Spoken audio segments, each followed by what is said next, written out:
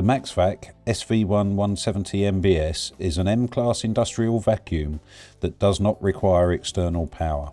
Thanks to the 24-volt motors installed, it can work in full portability without a power cable. The vacuum works in all dry conditions and with different materials such as dust and shavings, using hoses that can be several meters long.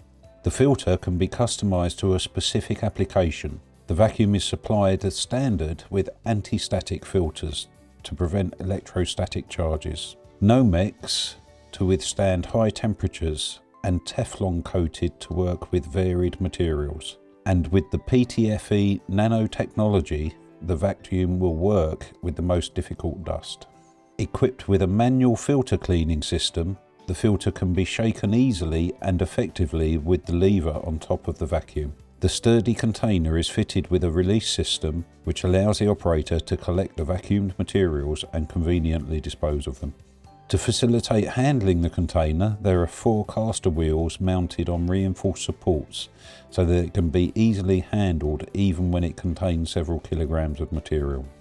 A kit is available on demand for handling and unloading the container with a forklift. A separate adaptation is the potential of a fixed floor bar for a much faster area coverage.